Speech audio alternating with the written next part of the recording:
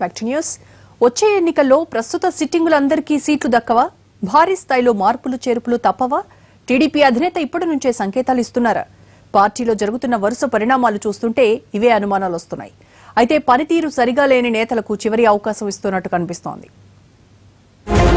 కష్టకాలాన్ని అధిగమించి అధికారంలోకి వచ్చింది టీడీపీ. ఏపీలో అధికారాన్ని చేజిక్కించుకుని కూడా 3 ఏళ్లు పూర్తి కావస్తోంది. ఈ కాలంలో పార్టీలో ప్రతి జిల్లాలోనూ నేతల మధ్య విభేదాలు తారస్థాయికి చేరుకున్నాయి.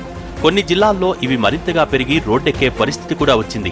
ఒకవైపు ఎన్నికలు దగ్గర పడుతున్నా నేతల వైఖరిలో మాత్రం మార్పు రాకపోవడంతో జిల్లాల వారీ సమావేశాలు ఏర్పాటు చేస్తున్న చంద్రబాబు ఇప్పటికే అనంత, విశాఖ, గుంటూరు జిల్లాల నేతలతో భేటీ అయ్యారు. ముందుగా జిల్లాల్లోని నేతలతో మాట్లాడి ఆ తర్వాత విభేదాలు ఉన్న నేతలిద్దరినీ ఎదురెదురుగా కూర్చోబెట్టి సమస్య పరిష్కారానికి ప్రయత్నం చేస్తున్నారు.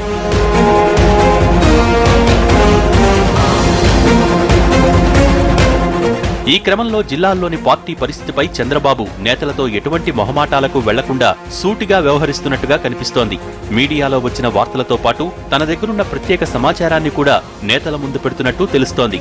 అనంత, విశాఖ, గుంటూరు జిల్లా నేతల భేటీల్లో ఇదే తరహాలో వ్యవహరించారు చంద్రబాబు.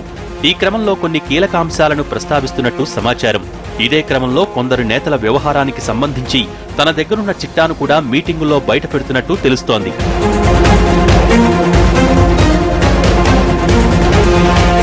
అధినేత క్లాసులే పనిచేశాయో లేక ఇక తమ పప్పులు ఉడకటం లేదని క్లారిటీకి వచ్చారో కానీ సమావేశం ముగిశాక నేతల్లో మాత్రం కాస్తో కూస్తో మార్పు వచ్చినట్టే కనిపిస్తోంది.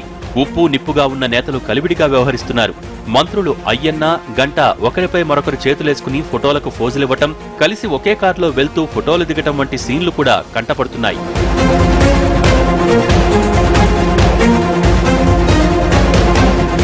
ప్రస్తుతం చంద్రబాబు చేస్తున్న ఈ కసరత్తులు పార్టీకి ఎంతో ఉపయోగకరంగా ఉంటుందనే భావన కేడర్లో వ్యక్తమవుతోంది. అయితే ఈ సఖ్యత 3 నాళ్ల ముచ్చటగా మారకుండా చూడాలంటున్నారు నేతలు.